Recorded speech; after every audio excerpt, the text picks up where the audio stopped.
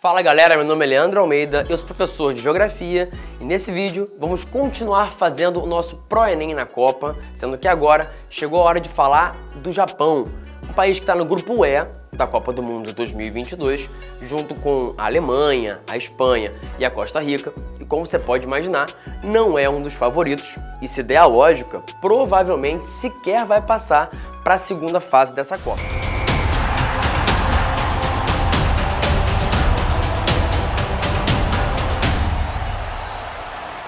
Dá para dizer que o país já tem uma tradição ligada ao futebol. Por exemplo, você certamente já ouviu falar da Copa Intercontinental, que é o nome de um torneio que a gente tradicionalmente chama de Mundial de Clubes e que entre 1980 e 2004 foi disputado no Japão, sempre entre o campeão da Copa Libertadores da América, representada pelos países da América do Sul, e pelo campeão da Liga Europeia. Apesar de ainda não serem uma potência global do futebol, dá para dizer que os japoneses hoje já têm a seleção mais forte do futebol asiático. E isso aconteceu principalmente ao longo dos anos 1990, quando uma série de transformações esportivas acometeu o país. Começando pela criação da Liga Nacional, a J-League, que fortaleceu os clubes, aumentou a competitividade e passou a injetar mais dinheiro na competição. Isso permitiu que os clubes pudessem contratar várias estrelas do futebol internacional. E talvez aquela que mais chamou a atenção no começo dos anos 90 tenha sido o brasileiro Zico, que foi praticamente encerrar a sua carreira no futebol japonês e que ajudou e muito a despertar o interesse da população japonesa pelo futebol nacional. Outro evento que se destaca foi o que aconteceu em 1992, ano em que o Japão sediou a Copa da Ásia, o que ajudou a melhorar bastante a infraestrutura nacional, incluindo centros de treinamento esportivo e as próprias instalações dos estádios de futebol. Isso fez, inclusive, com que, alguns anos depois, em 2002, o Japão sediasse a sua primeira Copa do Mundo, junto com a Coreia. Copa do Mundo essa que traz boas lembranças para o Brasil, já que foi a última em que nós saímos vencedores, levando o nosso pentacampeonato. Só que uma das coisas que historicamente dificultou o desenvolvimento do esporte e de uma série de outras atividades no território japonês foram as próprias condições do território. Isso porque a geologia e a geografia do país não são nem de perto favoráveis para que possa haver uma integração nacional. O Japão está situado na borda de 4 placas tectônicas diferentes, o que significa que o país tem uma enorme sismicidade. Tremores de terra, sejam eles terremotos ou maremotos, acontecem diariamente. O país tem o maior número de vulcões ativos do mundo. São 108 vulcões em atividade. E isso tudo acabou transformando o Japão num país muito montanhoso, em que apenas 27% das áreas são de fato habitáveis.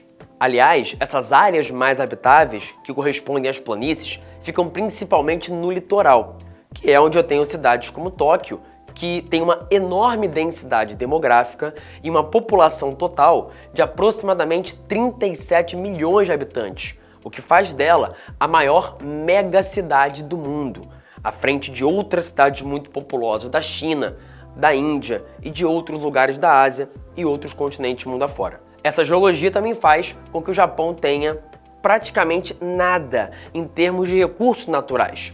As reservas de petróleo japonesas são quase inexistentes e o mesmo vale para o carvão mineral, para o gás natural, para o minério de ferro, para o cobre e para outros vários recursos que são importantes como matéria-prima. É por isso que o Japão é um dos maiores importadores de matéria-prima e de energia do mundo, o que ele tentou evitar tempos atrás quando começou a tomar o território dos seus países vizinhos. Mas antes de falar disso, a gente precisa falar da Era Meiji, que foi o momento que aconteceu no final do século XIX e que corresponde ao período em que o Japão começou a abrir a sua economia para o resto do mundo e a se modernizar. Até aquele momento, o Japão era um país feudal, rural e cuja população era quase toda analfabeta.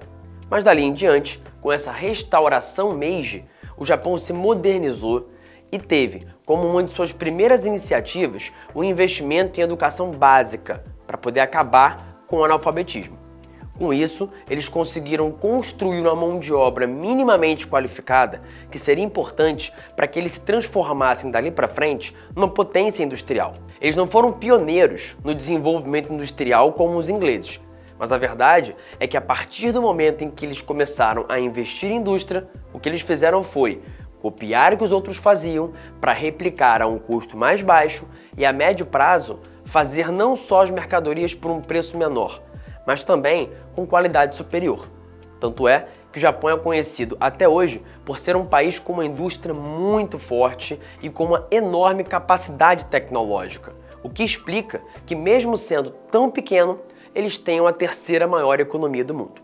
Agora, claro, houve percalços no meio do caminho, e dá para falar um pouquinho sobre o que aconteceu entre o final do século XIX e a Segunda Guerra Mundial, período em que o Japão, em busca de recursos naturais, deu início a uma fase expansionista e imperialista da sua história, tomando territórios de países vizinhos, como foi o caso do que aconteceu com a Manchúria chinesa. Aliás, até hoje, o Japão não é muito bem visto pelos seus vizinhos.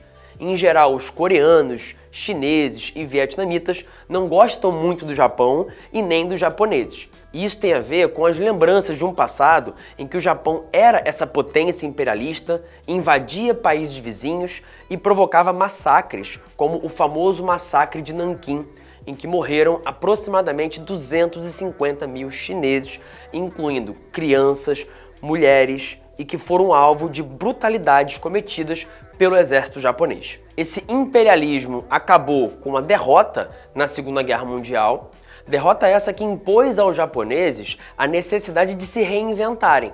Afinal de contas, eles tinham perdido os territórios que haviam tomado e haviam voltado à condição de uma nação pequena, insular e pobre em recursos naturais.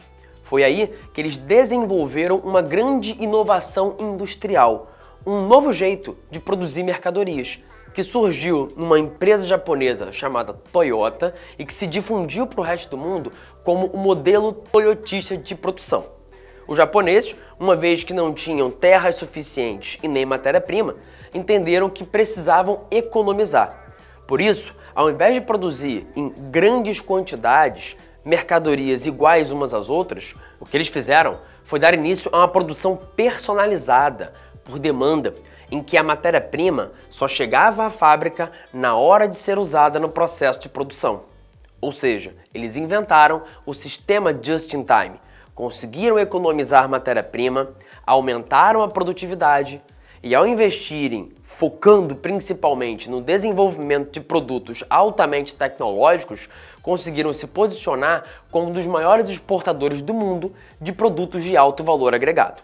Para completar, como no pós-Segunda Guerra o Japão foi proibido de ter exércitos e de iniciar uma guerra, o dinheiro que seria utilizado para guerra e para despesas militares acabou sendo convertido em investimento em educação, melhora de infraestrutura e, é claro, desenvolvimento tecnológico. Portanto, o Japão pode estar longe de conquistar a sua primeira Copa do Mundo, mas é fato que ele é um dos países que mais se destacam quando o assunto é economia e bons indicadores sociais. Mas isso não quer dizer que eles não enfrentem desafios na atualidade. E hoje, talvez, a principal dificuldade vivida pelos japoneses está ligada ao seu acelerado envelhecimento populacional. O que, claro, é um bom sintoma. Afinal de contas, se a população de um país chega à idade avançada, isso de modo geral indica que ela desfruta de boas condições sociais. Porém, isso tem gerado para o Japão a necessidade de repensar o seu sistema de previdência social, bem como de pensar em soluções para a futura falta de mão de obra que já vai acontecer num país cuja população já foi de 130 milhões de habitantes, hoje é de aproximadamente 125 milhões de indivíduos e cuja previsão para 2050 é a de que haja apenas 105 milhões de habitantes. Isso é, a população do Japão está encolhendo. Isso vai exigir deles algum tipo de política pública para poder estimular novamente o crescimento da população nacional. É isso, espero que vocês tenham gostado. Se gostaram, eu vou pedir para deixar um like nesse vídeo e também para poder se inscrever aqui no nosso canal e ativar o sininho, porque aí sempre que eu ver um vídeo novo, você vai ser avisado na hora.